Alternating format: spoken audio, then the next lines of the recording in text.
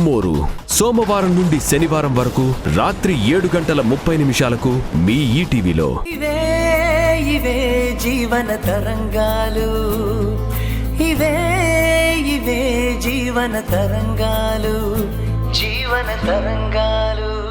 నువ్వు ఇలాగే అబద్ధాలు చెప్పి నా నోరు మూయిస్తూ ఉండు.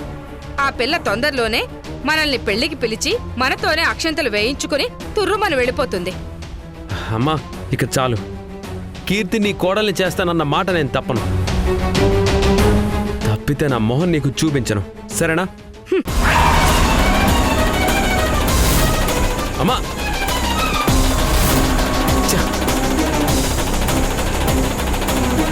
ఈ రోజు మొత్తం ఆగమాగం అయిపోయింది. మూడంతా దొబ్బింది.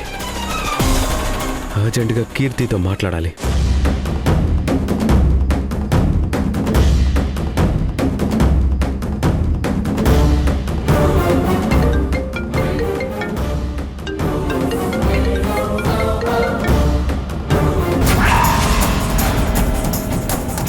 ఈ ఈడియట్కి మాటలతో కాకుండా చేతులతో బుద్ధి చెప్పుంటే ఈ కాల్ మాట్లాడే టార్చర్ ఉండేది కాదు. నేను కాల్ చేస్తే కట్ చేస్తావంటే నువ్వెత్తే వరకు చేస్తూనే ఉంటా.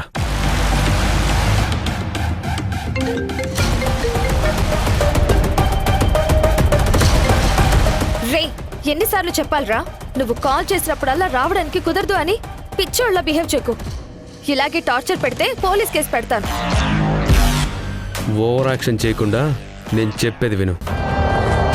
ఆ తర్వాత కేసు కాకపోతే కోర్టుకెళ్ళు. ఎందుకు కాల్ చేసావో చెప్పు. మీ పిన్ని కేసు విషయమై నీతో మాట్లాడాలి. రాలేదంటే నీకే నష్టం, ఆలోచించుకో. కేస్ గురించి ఏం మాట్లాడాలో ఫోన్లోనే చెప్పు. హలో,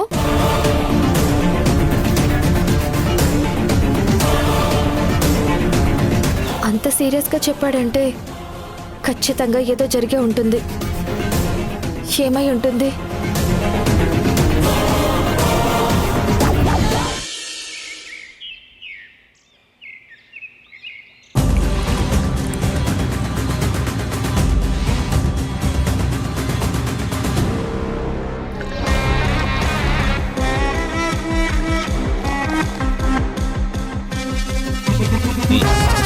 కళ్యాణ్ తీసుకో. నాకొద్దు, మీరు ఎంజాయ్ చేయండి.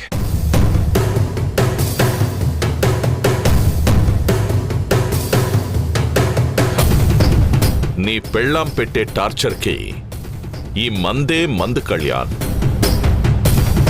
ఇది కూడా తీసుకోకపోతే బుర్ర పాడైపోదు.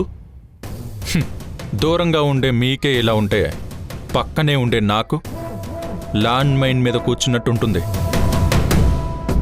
కానీ మీకు మాత్రం నేను చేసేదంతా నథింగ్లా కనిపిస్తుంది. అది సర్లే. ఇప్పుడు బ్రీఫ్ కేసులో గాజులు పెట్టింది కీర్తి కాదు, నా మనిషి అని క్లారిటీ వచ్చింది.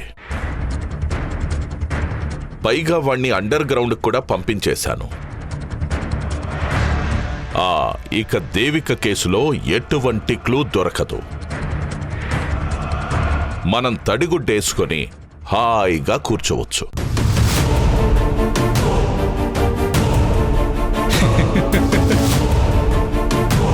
దేవిక ఎలాంటిదో తెలిసి కూడా ఇలా జోకులేస్తే ఎలా నీలకంఠం గారు? సింహం దెబ్బతింది కదా అని వేట ఆపేస్తే దాని పంజా దెబ్బకి మనం బలవ్వక తప్పదు. నువ్విచ్చే ఎలివేషన్స్కి తాగింది దిగిపోయేలా ఉంది. ఎలాగైనా సరే దేవిక బెయిల్ క్యాన్సిల్ అయ్యి మళ్ళీ జైలుకెళ్ళాలి. అక్కడే తన కథ కంచికి చేరాలి. తప్పకుండా చేరుతుంది. ఇంట్లో ఉన్నంత వరకు నేనిచ్చే టాబ్లెట్స్తో తనకి పిచ్చెక్కడం గ్యారెంటీ. కానీ నువ్వు నన్ను బాగా చూసుకోలేదంటే మాత్రం దేవికకి బదులు నిన్ను జైలుకి పంపేలా చేస్తా.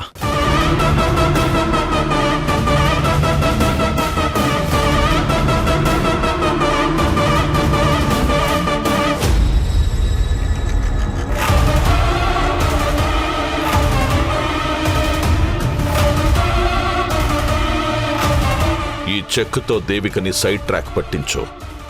మిగిలింది నేను చూసుకుంటాను.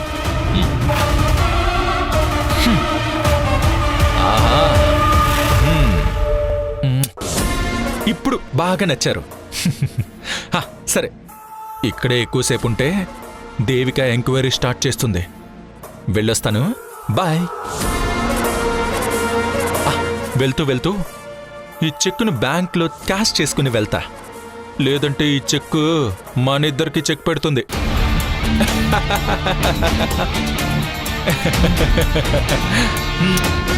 బాయ్.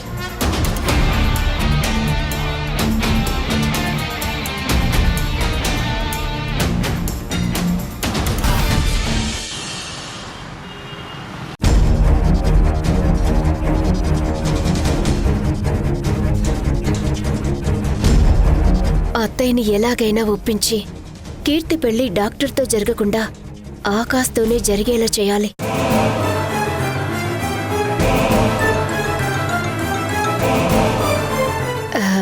ఏం వంట చేస్తున్నారు అత్తయ్య?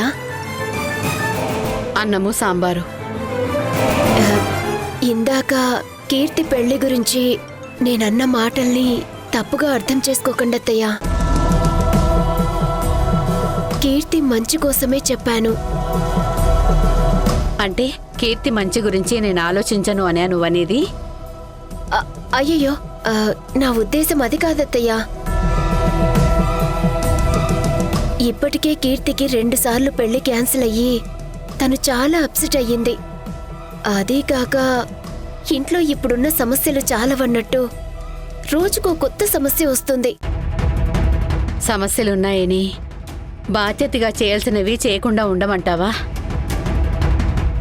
బాధ్యతలు పూర్తి చేయాలన్న క్రమంలో మళ్లీ కొత్త బరువులు భుజాల మీదకెత్తుకుని ఊపిరాగిపోయేలా చేసుకోవడం కరెక్ట్ కాదు అంటున్నానత్తయ్య. ఇందాక కీర్తి కూడా ఇంట్లో సమస్యలు తీరేదాకా పెళ్లి చేసుకోను అంది. కీర్తిని ఆదర్శ్తో పెళ్లి కొప్పించడానికి ఇంకా ఛాన్స్ ఉందన్నమాట. కానీ మీ ఇద్దరు అనుకున్నట్టు కీర్తి పెళ్లి కోసం కొత్తగా అప్పు చేయాల్సిన పని లేదు దీపా. మీ మావయ్య ముందు చూపులేని మనిషి. జీవితంలో అడుగడుగున ఆపదలుస్తాయని ముందే గ్రహించిన దానిగా కీర్తి కట్న కానుకల కోసం ఈ ఇంట్లో ఒక వాటా రాసిపెట్టాను. ఆ వాటా అమ్మగా వచ్చిన డబ్బులతోని కీర్తి పెళ్లి జరిపిస్తాను. కాబట్టి ఇబ్బందేం రాదు. అది కాదత్తయ్యా. నువ్వేం చెప్పాలనుకుంటున్నావో నాకు అర్థమైంది దీపా. కీర్తి పెళ్లి నా ఇష్ట ప్రకారమే జరుగుతుంది. కీర్తి నా ఇష్టాన్ని గౌరవిస్తుందే తప్ప తనకి సొంత నిర్ణయాలున్నాయని చెప్పదు. అనవసరంగా లేనిపోని ఊహించుకోకు.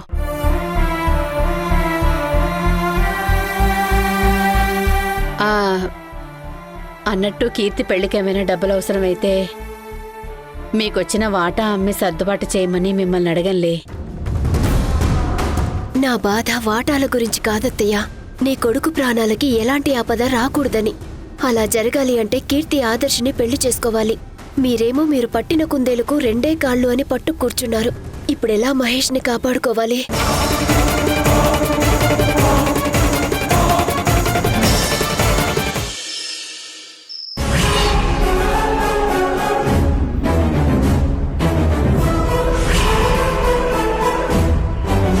పెళ్లిలో బ్రీఫ్ కేస్ పెట్టించి ఇండైరెక్ట్ గా పోలీసులకు ఇన్ఫార్మ్ చేయించి పెళ్లి ఆపించాను. నా మంచితనంతో నన్నమ్మేలా చేసుకున్నాను. నేనే తన సర్వస్వం, నేను లేనిదే తనకు జీవితం లేదనేంతగా మార్చుకున్నాను.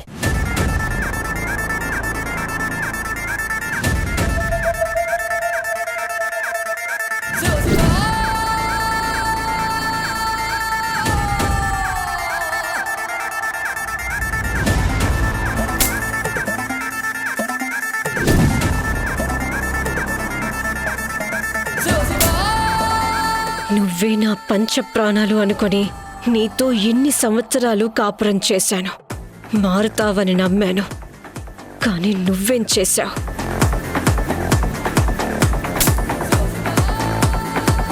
నమ్మించి గొంతు కోసి జైలుకి పంపా.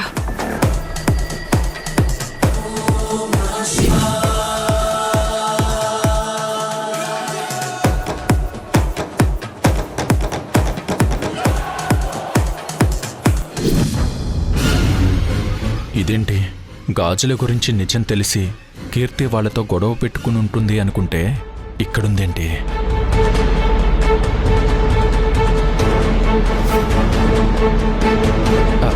దేవిక,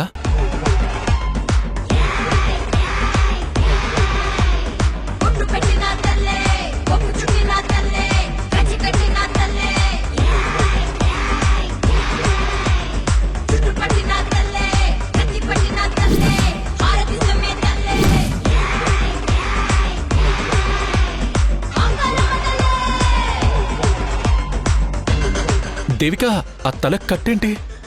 ఏమైంది దేవిక? ఇదేంటి, నన్ను చంపాలన్నట్టు చూస్తుంది. నా సీక్రెట్ మొత్తం తెలిసిపోయిందా? My God.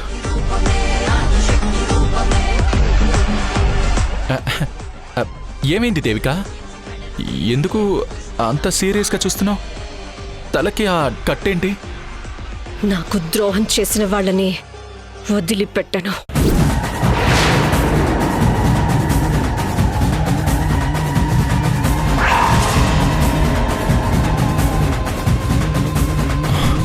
దేవికకి నిజం తెలిసిపోయింది. ఇక నా చావు కన్ఫర్మ్. ద్రోహం చేయడం ఏంటి దేవిక? నన్ను మోసం చేస్తే ఎలా వదిలిపెడతాననుకున్నావు? నించున్న చోటే చంపి పాతరేస్తా.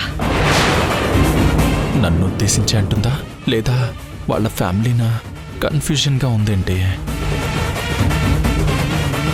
అంతా మీరే అనుకుంటే స్వార్థానికి నన్ను వాడుకొని అవసరం తీరాక నన్నే ముంచాలని చూస్తారా? అదః పాతాళానికి తొక్కేస్తా.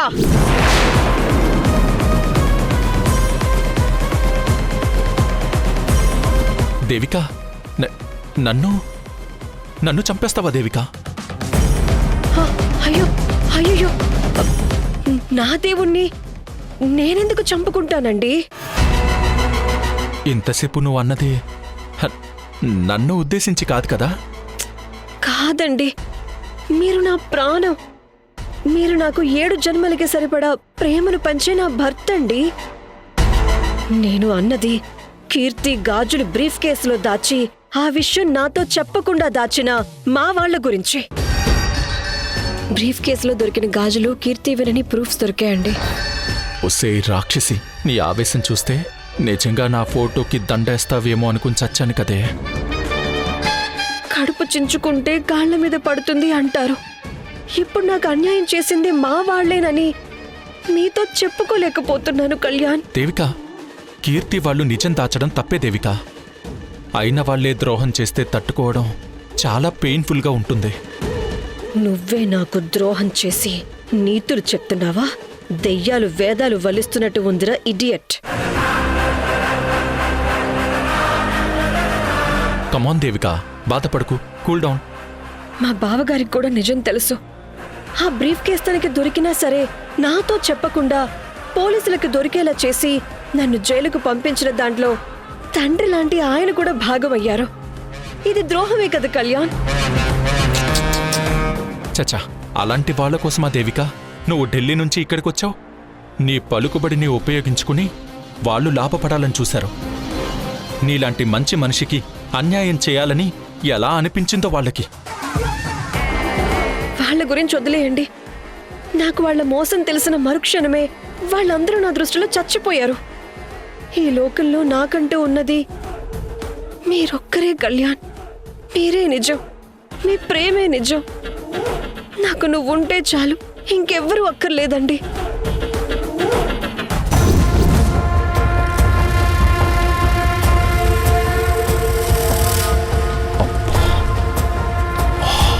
థ్యాంక్ గాడ్, జరిగిన కుట్రల్లో నా పాత్ర కూడా ఉందని దేవికకి తెలియదు.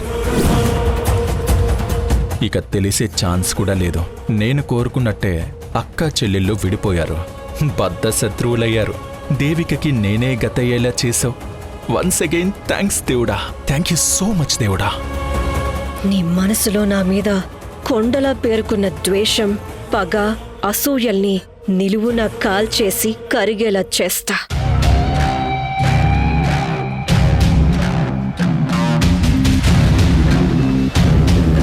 నా వాళ్ళున్నారనే ధైర్యంతోనే ఢిల్లీలో మిమ్మల్ని కాదనుకుని ఇక్కడికి వచ్చినందుకు వాళ్ళు నాకు సరైన బుద్ధే చెప్పారు కళ్యాణ్. నిన్ను వదిలి రావటమే నేను చేసిన మహాపాపమని తెలుసుకున్నాను. ఇక నుంచి నాకు నువ్వు, నీకు నేను, మనిద్దరమే ఉంటా. నా చివరి శ్వాస వరకు నేను మీతోనే ఉంటానండి. సరే దేవిక, నువ్వు బాధపడకు. మీ అక్క వాళ్ళ కళ్ళల్లో నీ ఆనందాన్ని చూసుకున్నావు. నాకు నష్టం చేసినా సరే క్షమించి భరించావు. కీర్తి పెళ్లి నీ చేతుల మీదుగా చేసి నీ బాధ్యత తీర్చుకోవాలని ఆరాటపడ్డావు. కానీ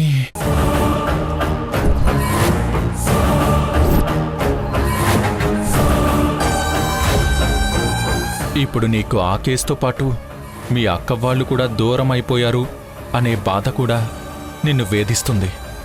ఇవన్నీ తలుచుకుంటే నువ్వు ఏమైపోతావో అని భయమేస్తుంది దేవిక. నీ నాటకమంతా నాకు తెలిసిపోయిందిరా రాస్కెల్. ఇక నుంచి నేను పెట్టే టార్చర్కి నీకు బతకాలో చావాలో తెలియక నీళ్లలో నుంచి బయటపడ్డ చేప పిల్లలాగా గిలగిలా కొట్టుకునేలా చేస్తాను.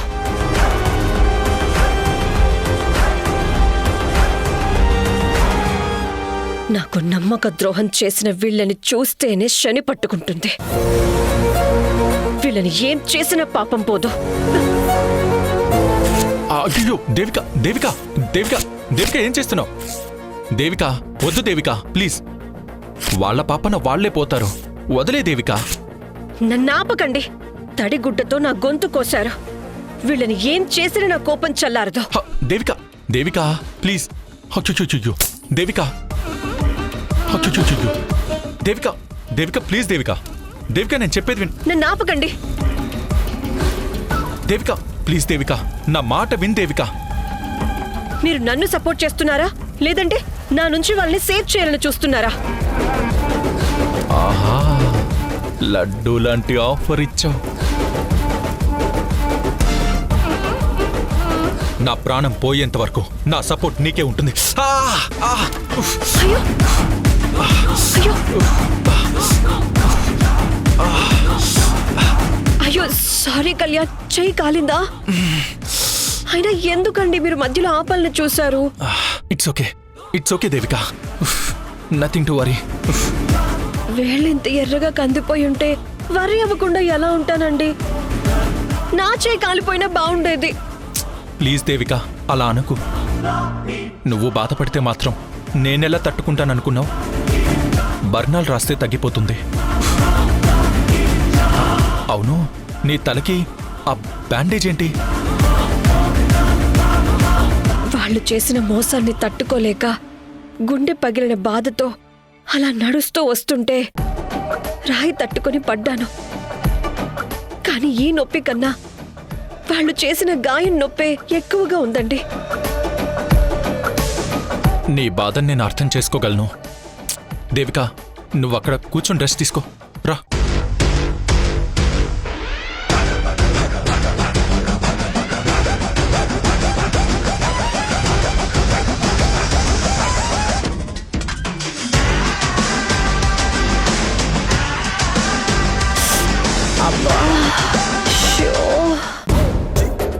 నొప్పి. ఏమైంది దేవిక? అంత దూరం నడుచుకుంటూ ఇంటికొచ్చేసరికి కాళ్ళు లాగుతున్నాయండి.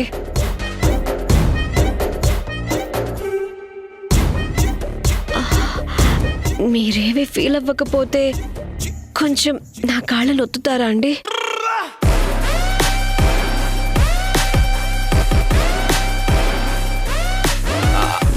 అయ్యో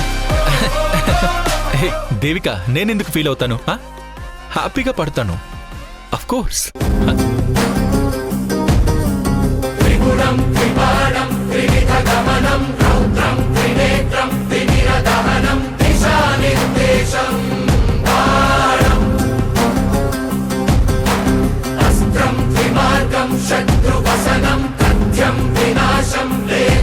నీ మంచి మనసుకి నేనెప్పటికీ రుణపడి ఉంటానండి.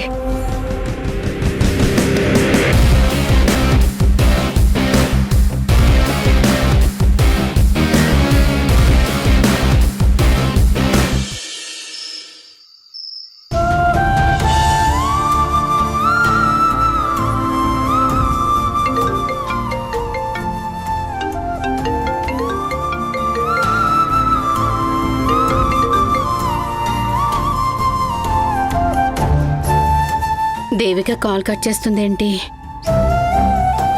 తనతో అర్జెంటుగా మాట్లాడాలని కాల్ చేస్తుంటే కట్ చేస్తుందేంటి?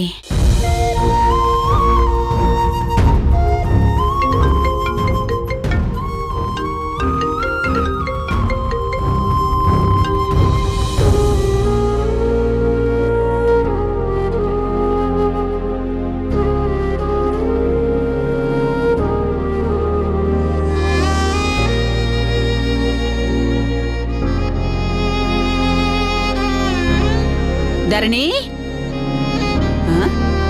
ధరణి, ఇక్కడున్నావా? ఏం చేస్తున్నావమ్మా?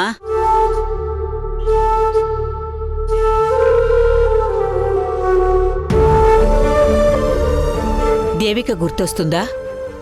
అవునమ్మా, తన కాపురం బాగుండాలనే దానికన్నా తన అక్క కుటుంబం బాగుండాలని ఆరాటపడే మనిషి దేవిక. అలాంటి తనకే ఆ దేవుడు సీతా తల్లికి పెట్టినన్ని కష్టాలు పెడుతున్నాడు. తప్పుడు కేసులో జాబు పోగొట్టుకోవడమే కాకుండా తన ప్రతిష్టను కూడా పోగొట్టుకుంది కదా. అది తలుచుకుంటేనే బాధేస్తుందమ్మా. తనకి తోడుగా ఉండి ధైర్యం చెప్పాల్సిన నేనిక్కడ ఉన్నాను. దేవికకి చెడు జరగడానికి కారణం కూడా అయ్యాను.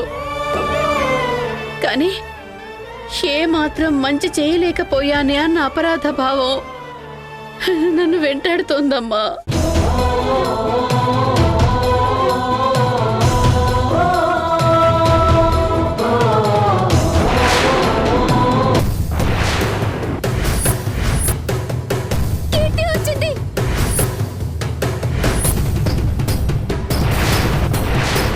ముందా తాళి తెంపేసి ఇంట్లోకి రా.